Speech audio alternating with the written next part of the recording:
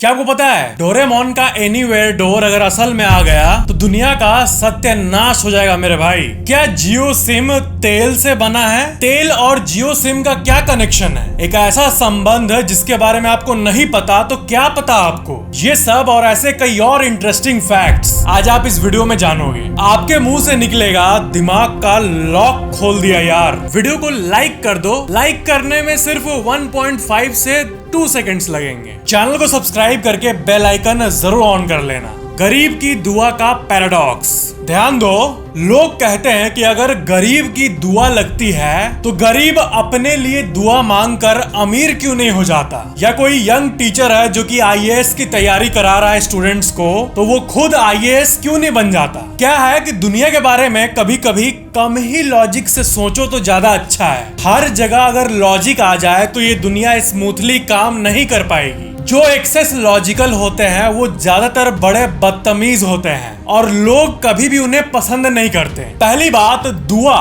कभी खुद को नहीं लगाया जा सकता, ये किसी दूसरे आत्मा को लगाई जा सकती है। दुआ वाली तर्क तो ऐसी ही हो गई जैसे कि आप कहो कि एक रोड है जो आपके शहर को किसी और शहर से जोड़ता है, तो आप रोड को कह रहे हो कि तू खुद क्यों नहीं चला जाता। सड़क एक जगह से दूसरे जगह जाने में हमें मदद करता है, उसका नेचर ही ऐसा होता है। ये थोड़ी बोलेंगे कि सड़क तू खुद क्यों नहीं चल जाता, लेकिन सड़क ना हो तो गाड़ी नहीं चल पाएगी। हर चीज को अगर हम लोग लॉजिक से देखने लगे तो पूरी दुनिया ही मीनिंगलेस लगने लगेगी। कुछ चीजें जैसी हैं वैसे ही रहने देना ठीक है। अगर खुद की दुआ लगती अपने आप को तो दुनिया में सब कोई अथाह अमीर बन चुका होता। दुआ ऐसी चीज ही है कि वो किसी और को लगती है। और दुआ का डीप मतलब अगर आप समझो तो आपको ये पता चलेगा कि आपके लिए 5 रोटी आपके सामने रखी हुई है तो वो उतनी महत्व की नहीं होगी क्योंकि आपको डेली मिल रही है और it's not so interesting for you.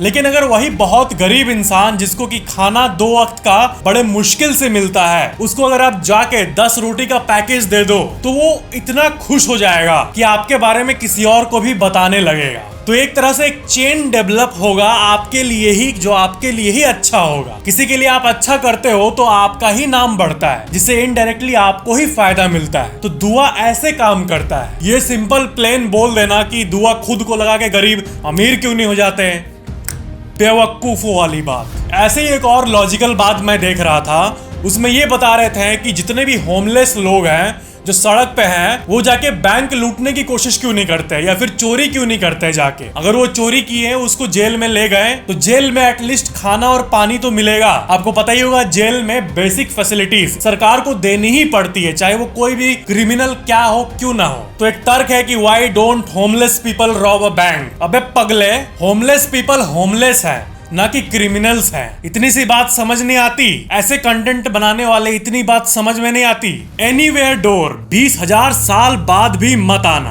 अगर डोरेमोन एनीवेयर डोर से कहीं भी जा सकता है तो वो बार बार बैम्बू कॉप्टर का यूज क्यों करता है? देखो, इसके पीछे एक डीप मीनिंग है। कहीं भी आप जाते हो तो डेस्टिनेशन से ज्यादा मजा जर्नी में आता है। जिन्होंने भी लाइफ को गहराई से देखा होगा उनको पता होगा कि मंजिल से ज्यादा मजा सफर में आता है। ऐसा इसलिए क्योंकि ध्यान से सुनना, जिंदगी इज ऑल अबाउट एक्सपीरियंसेस। सिर्फ डेस्टिनेशन मैटर नहीं करती बल्कि बीच की जर्नी भी मैटर करती है। जर्नी ही सबसे ज्यादा एंजॉयबल होती है। अगर रियल लाइफ में एनीवेयर डोर आ जाए तो फिर तो घर से कोई बाहर निकलेगा ही नहीं। सब बोरिंग हो जाएगा। ना वो कार ट्रिप रहेगा, ना वो ट्रैवल करते टाइम चाय का मजा रहेगा, ना ही ट्रैवल करते टाइम के जोक्स रहेंगे। इसलिए एनीवेयर डोर एक्चुअल में इन्वेंट ना ही हो तो ज्यादा अच्छा है, नहीं तो पूरी दुनिया अल्ट्रा लेजी हो जाएगी। सोचो, आप अगर एनीवेयर डोर आ जाए तो कैब्स बंद हो जाएंगे, ट्रेन्स बंद हो जाएगी, फ्लाइट बंद हो जाएंगे। यहाँ से 1 सेकंड में अमेरिका चले जाओगे। मे बी आज से 10,000 साल बाद ऐसी कोई टेलीपोर्टेशन टेक्निक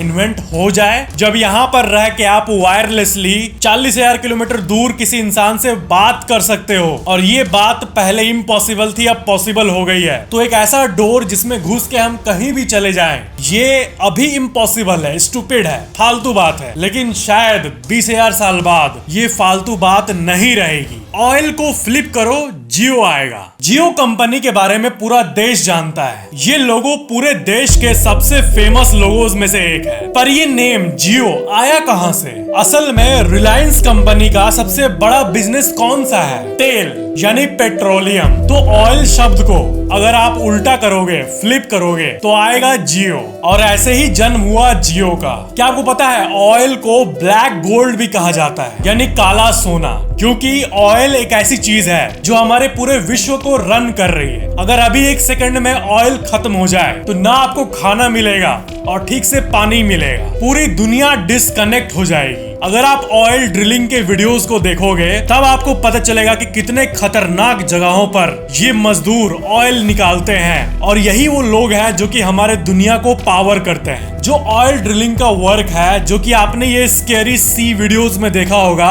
ये पूरे विश्व के सबसे डेंजरस वर्क्स में से एक है और इसलिए इसको ब्लैक गोल्ड कहा जाता है। तो वैसे एक कंसेप्ट है कि अभी तक डेटा एक नॉर्मल सी चीज मानी जाती थी। इंटरनेट की जीबी की बात हो रही है, लेकिन डेटा को भी अब गोल्ड के रूप में देखा जाता है। डेटा भी एक तरह से गोल्ड हो गया है हमारे दुनिया के लिए और इसी को जियो ने बूस्ट किया था। तो ब्लैक गोल्ड से डिजिटल गोल्ड, ऑयल को फ्लिप करो जियो। तो यही कनेक्शन था ऑयल और जियो का। इंस्टेंट 10 लाख या लकी 27 करोड़। एक बड़ा ही कंफ्यूजिंग सवाल आपको मैं पूछ रहा हूं और ये आपके बारे में बहुत कुछ बताएगा, आपको मजा आ जाएगा। 2 बटन है आपके सामने। पहला बटन दाबोगे तो, क्योंकि मैंने आपको चुना है, तो आप अगर पहला बटन दाबोगे तो आपको इंस्टेंटली 10 लाख रुपए मिलेंगे, श्योर गारंटीड। लेकिन आपके सामने एक और ऑप्शन है जिसमें कि आपके पास टॉस करने का ऑप्शन होगा। लेकिन अगर आप टॉस जीत गए तो आपको 27 करोड़ रुपए मिलेंगे। शर्त यही है कि पहले वाले में गारंटीड प्रॉफिट्स है और दूसरे वाले में आपका लक के ऊपर है, लेकिन चांस भी उतना खराब नहीं है। टॉस करने पे 50-50 चांस है, या तो हेड्स आएगा या तो टेल आएगा। तो एक्चुअल में रिस्क रिवॉर्ड को देखें तो 50% भी कोई खराब रिस्क नहीं है, क्योंकि 10 लाख और 27 करोड़ में बहुत अंतर होता है। 27 करोड़ में 2-3 पीढ़ियां आराम से घर बैठे चल जाएगी। तो ऐसा अगर ऑप्शन मिले आपको हाइपोथेटिकली, तो आप क्या चूज करोगे? एक में गारंटीड प्रॉफिट, दूसरा में 50-50 चांस, लेकिन एक का अमाउंट मात्र 10 लाख है और दूसरा 27 करोड़ है। तो यहाँ पर 2 तरह के लोग होंगे।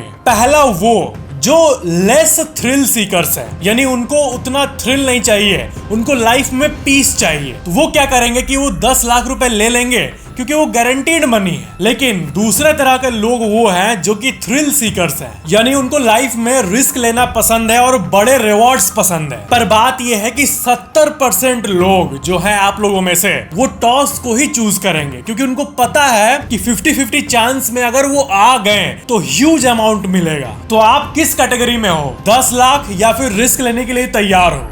ये नीचे कमेंट जरूर करना। ये छोटी छोटी बातें जो है ना, ये आपके माइंड के साइकोलॉजिकल बिलीफ्स के बारे में बहुत कुछ बताती है कि आपकी थिंकिंग क्या है। क्या आप पीसफुल टाइप के व्यक्ति हो जिसको ज्यादा तामझाम नहीं चाहिए, या फिर रिस्क टेकर हो और थ्रिल सीकर हो, और ऐसे व्यक्ति हो जिसको कि कुछ बड़ा करना है। ऐसा नहीं है कि ये अच्छा है ये खराब है, या फिर रिस्क लेना अच्छा है, 10 लाख ले लेना बुद्धिमानी नहीं है, या फिर 10 लाख ले लेना बुद्धिमानी है। ऐसा कुछ भी नहीं है, ये पर्सन टू पर्सन डिपेंड करता है। लेकिन ये जो सवाल है, ये सवाल बहुत फेमस है और इस सवाल को दुनिया के सबसे कंफ्यूजिंग सवालों में से एक माना जाता है। ऐसा इसलिए क्योंकि अगर किसी ने 10 लाख रुपए लेके घर चला गया और वो दूसरे कंटेस्टेंट को देखा कि वो टॉस लेके 27 करोड़ जीत गया, तो वो घर में बहुत पछताएगा। उसको लगेगा कि मुझे भी टॉस करना चाहिए। और जो हमारी केबीसी गेम है, ये इसी चीज का फायदा उठाती है। इंसान के पास एग्जिट लेने का मौका होता है, लेकिन अगले सवाल में जीत गया जिसके चांसेस 50-50 होते हैं, तो उसको बहुत बड़ा अमाउंट मिलता है। और इसी के लालच में बहुत लोग वापस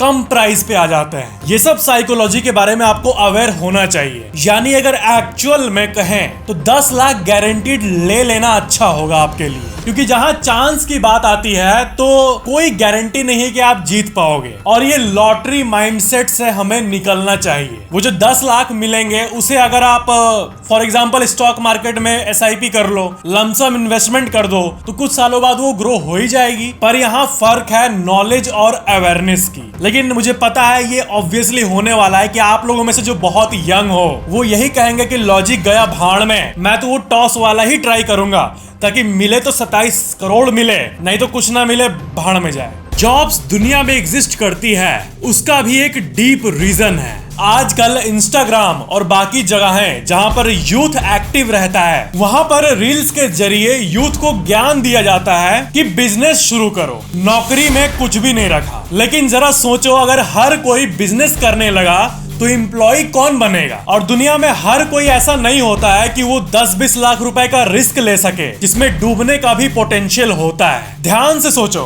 अगर इस दुनिया में जॉब करना वर्थ इट नहीं होता, किसी के सर्वाइवल को खास फायदा नहीं पहुंचाता, तो जॉब वाला सिस्टम कब का निकल चुका होता हमारी दुनिया से। लोग जॉब अभी भी इसलिए करते हैं और मेजॉरिटी जॉब ही करते हैं क्योंकि वो एक बहुत पीसफुल तरीका होता है पैसे का। अब आप कहोगे कि नहीं, पीसफुल बोलना गलत होगा, टेंशन होता है, वो तो ठीक है, लेकिन आपका कोई रिस्क नहीं होता है कि आपका 20-30 लाख रुपए लगा हुआ है और वो कभी भी डूब सकता है। इसलिए अगर आप जॉब करते हो या फिर आपकी जॉब लगने वाली है, तो ये जो रील्स होते हैं जिसपे पूरा यूथ दिन भर लगा रहता है, उससे इफेक्ट होने की जरूरत नहीं है। वो हमेशा ऐसा दिखाएंगे जैसे जॉब करने वाले लोग इंफीरियर है और बिजनेस वाले सुपीरियर है। लेकिन आप कोई भी ऑफिशियल स्टैटिस्टिक्स ले लो, डेटा ले लो, बिजनेस में ज्यादातर लोग फेल होते हैं। अगर बिजनेस में सक्सेस की प्रोबेबिलिटी 80% होती तो हर कोई यही कर रहा होता, लेकिन ऐसा सब कोई नहीं कर सकता। अमिताभ बच्चन जी, जो कि 1990 के समय भी अपने स्टारडम के टॉप पे थे, उन्होंने भी बिजनेस बहुत सारा ट्राई किया था, लेकिन वो तो एक एक्टर है, उनका काम है एक्टिंग करना। वो बिजनेस में गए,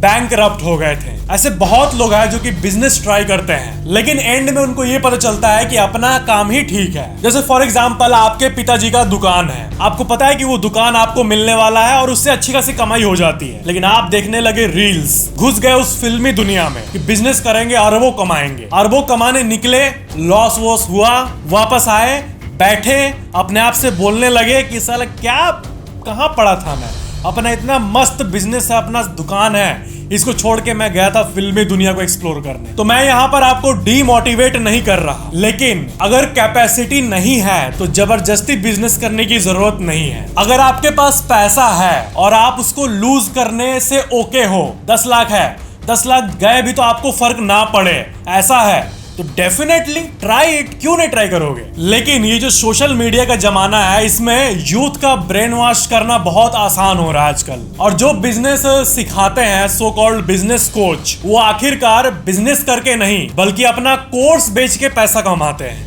कोर्स बेचना कोई गलत काम नहीं है, कोर्स में भी वैल्यू होता है, लेकिन बात यह है कि जो भी कंटेंट आपको कोर्सेस में मिलती है, यकीन मानो वो सारी चीजें आपको YouTube और थोड़ा सा मेहनत करोगे तो कई फ्री जगहों पे भी मिल जाएगी, सेम टाइप ऑफ कंटेंट मिल जाएगी। इसलिए जॉब को इंफीरियर बताने वाले लोग और बिजनेस को सुपीरियर बताने वाले लोग, जो कि ये हाईली इलॉजिकल है, क्योंकि किसी का एक दूसरे के ऊपर एज है ही नहीं, कोई इंफीरियर नहीं है, दोनों अपने जगह वैल्यूएबल है। तो ऐसे लोग गुस्सा ना दिलाओ मुझे, फैक्टिक से फैक्टासुर ना बनाओ मुझे। फूड डिलीवरी एप्स खुद में ही खुश होते हैं। आपको पता है, मुझे जोमैटो और स्विगी इन सब पे बहुत गुस्सा आता है। एक मैं लोगों का इंटरव्यू सुन रहा था कि ऑनलाइन फूड प्लेटफॉर्म्स की सबसे खराब बात क्या है, सबसे इलॉजिकल बात क्या है। तो उसमें लोग बता रहे थे कि जब आप कोई फूड ऑर्डर करते हो तो ऐप आपको एक टाइम बताता है कि इतने मिनट्स में फूड डिलीवर हो जाएगा। तो प्रॉब्लम यह है कि वो खुद ही टाइम सेट करते हैं कि हम इतने देर में डिलीवर करेंगे, और खुद ही खाने को जल्दी भेज देते हैं और खुद ही क्रेडिट ले लेते हैं कि आपका खाना 10 मिनट पहले डिलीवर हुआ। ऑर्डर करने वाला तो कोई इनपुट दिया नहीं, ये खुद ही टाइम देंगे, खुद ही टाइम से पहले डिलीवर करेंगे और खुद ही इंप्रेस होंगे। That's गजब। Give a blind man site for 10 seconds. ये बहुत ही इंटरेस्टिंग फैक्ट है। आपने ड्रग्स के बारे में जरूर सुना होगा। क्या आप सोच सकते हो कि जो ये बड़े बड़े ड्रग्स होते हैं, भयंकर वाले, जिसका मैं नाम नहीं लूंगा, वो लोग लेते हैं तो छोड़ क्यों नहीं पाते हैं? अभी आप सोचो कि आपको मैं बोल रहा हूं कि आप ड्रग ना लो, आप एडिक्ट बन जाओगे, तो आप मेरे को ये कहोगे कि देख भाई, ऐसा नहीं है, मैं उतना भी कमजोर नहीं हूं कि मैं एडिक्ट बन जाऊं, मैं बस ट्राई करूंगा, छोड़ दूंगा। ऐसा बहुत लोग कहते हैं। लेकिन फिर भी कोई ड्रग एक बार ट्राई करता है, वो हार्डकोर ड्रग्स की बात हो रही है, तो वो छोड़ क्यों नहीं पाते, एडिक्शन क्यों हो जाता है? इसको समझने का सबसे सिंपल बात बता रहा हूं। ड्रग्स कुछ ऐसा ही होता है जैसा कि अंधे इंसान को 2 सेकंड के लिए रोशनी दे दो। थोड़ा समझो इस बात को, बहुत डीप है। कोई अंधा इंसान है, जिंदगी भर अंधा रहा है, उसको मैंने 10 सेकंड के लिए विजन दे दिया, फिर वो अंधा हो गया 10 सेकंड बाद। तो आपको लगता है एक बार वो विजन पाने के बाद उस एक्सपीरियंस में वापस लौटना नहीं चाहेगा? बिल्कुल नहीं। वो इंसान वापस विजन पाने के लिए कुछ भी कर लेगा, कुछ भी कर लेगा। फैमिली खत्म कर देगा, रिलेशनशिप खत्म कर देगा, क्योंकि वो एक्सपीरियंस ही ऐसा होता है। It's like giving sight to a blind person. वो लेने के बाद इतना हाई डोपामिन फील होता है कि वैसा नॉर्मली कोई जिंदगी में अनुभव नहीं कर सकता। आप अगर मिडिल क्लास या अपर मिडिल क्लास हो, आपके फैमिली के पास 30-40 करोड़ का नेटवर्थ है, ठीक है, तो आपके लिए 30-40 करोड़ नॉर्मल बात है और आपको 1-2 करोड़ में खुशी नहीं होती। लेकिन कोई इंसान आए आपके पास और वो आपको कहे कि 50,000 करोड़ दूंगा मैं, 50,000 करोड़ कमाने का मौका मिल रहा है, एक कॉन्ट्रैक्ट दूंगा, ऐसा कुछ कहा, तो आप खुशी के मारे पागल हो जाओगे। कहां आपके पास 30 करोड़ है, कहां आपका वर्थ 50,000 करोड़ होने जा रहा है। आपको पूरा लाइफ ब्यूटीफुल लगने लगेगा। और वहीं अगर आप मिडिल क्लास हो, आपके पास 50-60 लाख की संपत्ति है, तो आपको कोई 60 करोड़ कमाने का मौका मिल जाए, वो भी एकदम साफ कमाई, तो आप उसको छोड़ ही नहीं सकते हो। आप खुश हो जाओगे। तो उस खुशी को इमेजिन करो, उसको इंटू 1 लाख कर दो। वैसा खुशी इन बड़े ड्रग्स में मिलता है। यानी जीवन की खुशी कुछ भी नहीं रहती है उस केमिकल से कंपेयर करें तो। और यही कारण है, सिर्फ एक लाइन याद रखो आप, drugs are like giving sight to a blind person for few seconds. इसलिए एडिक्शन इतनी खतरनाक होती है। और जिंदगी किसी की बर्बाद ना हो जाए, इसलिए ड्रग्स बैन होते हैं। आई होप ये बातें आपको इंटरेस्टिंग लगी होगी। तो ये थे आज के फैक्ट्स। वीडियो को लाइक जरूर करना, नीचे कमेंट करना कि ये वीडियो कैसा लगा, और वीडियो शेयर जरूर करना। Thank you so much for watching this video. मिलते हैं अगले वीडियो में।